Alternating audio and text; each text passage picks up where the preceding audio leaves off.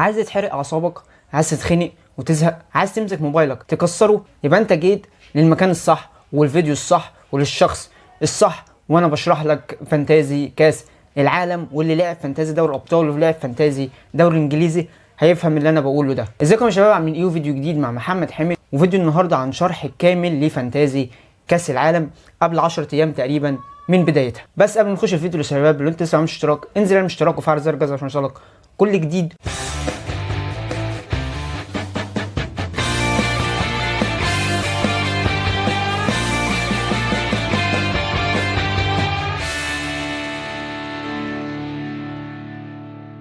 اول حاجه انت بتعملها في فانتازي كاس العالم ان انت بتخش على الرابط اللي انا سايبه لك تحت في الديسكربشن، وهتلاقي كلمه فوق كده تروح دايس سان اب، وبعديها تروح داخل عامل ريجستير. انت اكيد مش عندك اكونت على موقع الفيفا الرسمي، وبعديها تروح عامل ريجستير وتروح داخل طبعا الفول نيم، وتروح داخل الاكونت بتاعك، وتروح عامل مثلا البلد، وتروح عامل اللغه وعامل العيد ميلاد والحاجات دي، وتروح داخل وبعديها تروح عامل ساين ان بالاكونت اللي انت عملته ده والاسم، وبعديها هيجي لك كونفيرم على الجيميل، تروح داخل عامل كونفيرم من الجيميل، وبعديها تروح داخل يا معلم هتلاقي الصوره دي بتشكيلتك عشان تبدا التشكيله بتاعتك. فانتازي كاس العالم زيها زي اي فانتازي دوري ابطال او دوري انجليزي، 11 لاعب اساسيين واربعه على الدكه. بس ايه الاختلاف؟ في اختلاف كبير ما بين فانتازي كاس العالم واي فانتازي تاني دوري ابطال او دوري انجليزي. اول اختلاف من اختلافات فانتازي كاس العالم عن اي فانتازي تاني وبالذات الدوري الانجليزي ان انت تقدر تستفيد من الاربعه اللي على الدكه.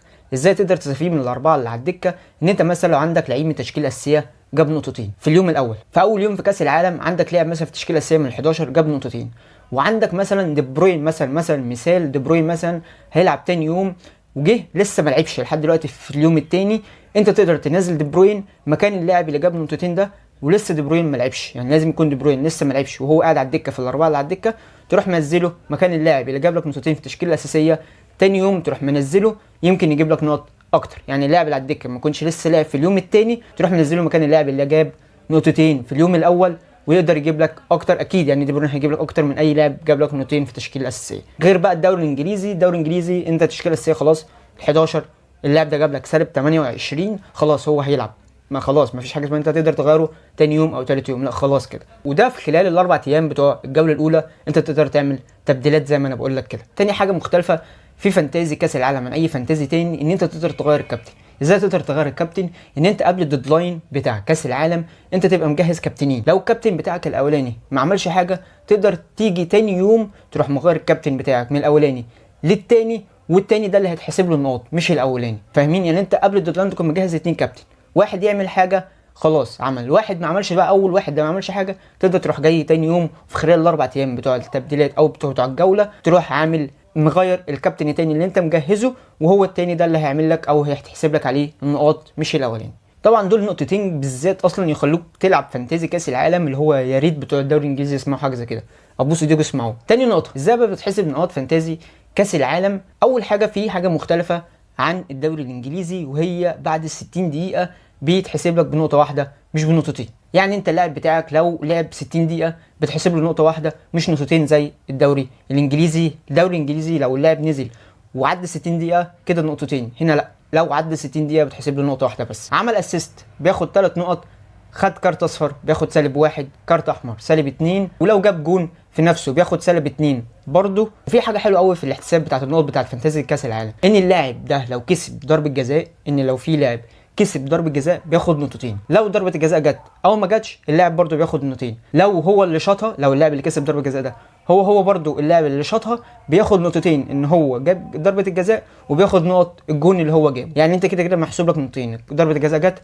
او ما جاتش او هو اللي شاطها بتحسب لك نقطتين ان هو اكتسب ضربه جزاء، واللاعب اللي بيتسبب في ضربه جزاء بينقص نقطه. نيجي بقى لازاي بتتحسب نقاط مركز من الجون لحد المهاجم. نبدا بحراسه المرمى. حارس المرمى لو عمل كلين شيت بياخد 5 نقط، بس لازم يعدي 70 دقيقه مش 60 دقيقه زي فانتازي الدوري الانجليزي، لازم يعدي 70 دقيقه عشان ياخد 5 نقط لو طلع كلين شيت. حارس المرمى لو دخل فيه جون واحد، لو دخل فيه اول جون ما بينقص اي نقاط، بس بعديها كل جون بيخش فيه بينقص نقطه. يعني حارس المرمى لو دخل فيه جون واحد اول جون ما بينقص اي حاجه، بس بعد كده كل جون بيخش فيه بينقص نقطه. حارس المرمى لو دخل جون بيتحسب ب9 نقاط، لو تصدى ضربه جزاء بياخد 3 نقط، وكل 3 تصديات بنقطه. نخش بقى على المدافعين. المدافعين كلين شيت ب5 نقاط بعد الدقيقه 60 لو دخل في المدافع اللي انت عندك جون. اول جون ما بينقصش حاجه زي الحارس، بس بعد كده كل جون بيخش فيه بينقص نقطه زيه زي الحارس بالظبط. ولو جاب جون بياخد 7 نقط. نخش على وسط الملعب. لاعب وسط الملعب بيطلع كلين شيت بيروح واخد نقطه بعد الدقيقه 60، بيروح واخد نقطه واحده.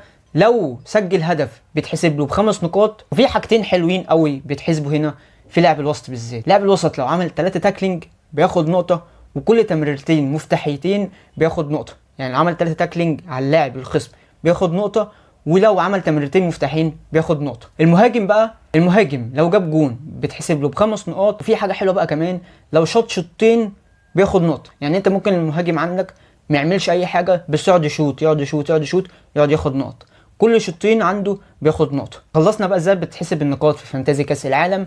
قبل دور ال16 عندك وايلد كارد الزامي لازم تعمله. في دور ربع النهائي عندك 4 تبديلات مجانيه. في دور نص النهائي عندك 5 تبديلات ومجانيه. وفي الدور النهائي يعني انت في النهائي في فرقتين عندك 6 تبديلات مجانيه. انت في النهائي عايز تعمل تبديلات كتير، عندك 6 تبديلات مجانيه. بس كل تبديله بتعملها زياده عن ال6 او عن ال4 اللي انت عملتهم في اي دور من الادوار بتنقص 3 نقاط. اخر قسم معانا وهي الخواص. في الفانتازي كاس العالم في 3 خواص زيها زي الدوري الانجليزي، بس في حاجات اختلاف.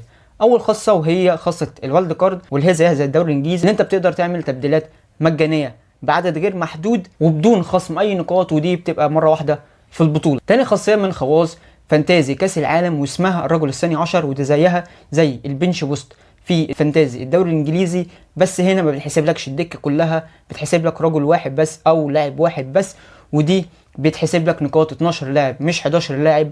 واللاعب ال 12 ده ما بتقدرش تكابتنه ولا بتقدر تبدله. الخاصيه رقم 3 والاخيره وهي اسمها الباور كابتن. دي بقى يا معلم خاصيه جامده فشخ. انت دلوقتي عندك 2 لعيبه، انت محتار ما بين الاثنين لعيبه دول مين يعمل نقاط اكتر ومين يقدر يعمل اكتر، وانا كابتن مين. طب انا محتار دلوقتي فشخ اعمل ايه؟ انت كل يا معلم اللي انت هتعمله هتروح مختار الخاصيه دي، وهم اكتر حد هيعمل نقاط في التشكيله هيعمله لك كابتن. انت ما تتعبش نفسك، ما تقرفش نفسك، اكتر حد هيعمل نقاط وهيجيب نقاط هم هيعمله لك كابتن. يا عم ما تقرفش نفسك، خلاص دوس انت مالكش دعوه، اختار بس الخاصيه دي واكتر حد جاب نقاط هنعمله لك كابتن. اي خدمه يعني. خاصيه اكتشاف وجامده فشخ يا بتوع الدوري الانجليزي، يا رب نسمع. بس شباب كون خلصنا الفيديو بتاعنا النهارده، تقريبا شرحنا كل حاجه ذات صله بفانتازي كاس العالم وتقدر تسجل منين وازاي النقاط بتتحسب وكل حاجه. وبس شباب كون خلصنا الفيديو بتاعنا النهارده. لو لسه ما عملتش اشتراك انزل اعمل اشتراك